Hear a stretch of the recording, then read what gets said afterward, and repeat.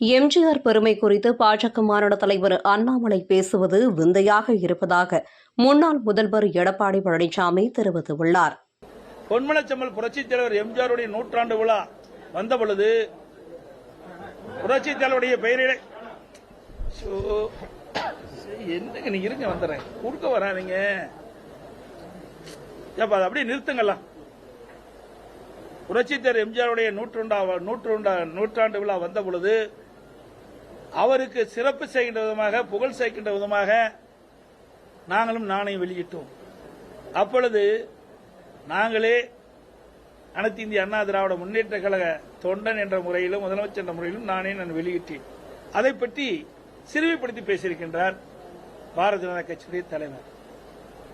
ஏதோ மத்தியிலே இருக்கின்ற ஆட்சியாளர் வந்து வெளியிட்டால் தான் புரட்சித் தலைவர் எம்ஜிஆருக்கு புகழ் கிடைக்கும் என்ற தோரையிலே பேசியிருக்கின்றார்.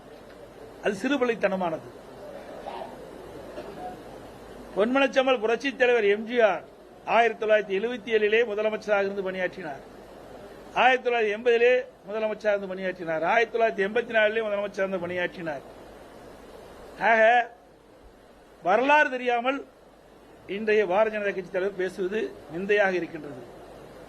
1984 தான் இப்பொழுது இருக்கின்ற பாரதிய ஜனதா கட்சியுடைய தலைவர் பிறந்திருக்கிறார் என்றுதான் எனக்கு கிடைத்த தகவல்.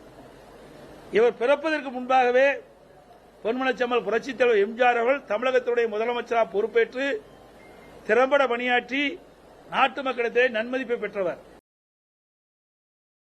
செய்திகளை உள்ளது உள்ளபடி தெரிந்து கொள்ள ரெஃப்ளெக்ட் நியூஸை சப்ஸ்கிரைப் பண்ணுங்க.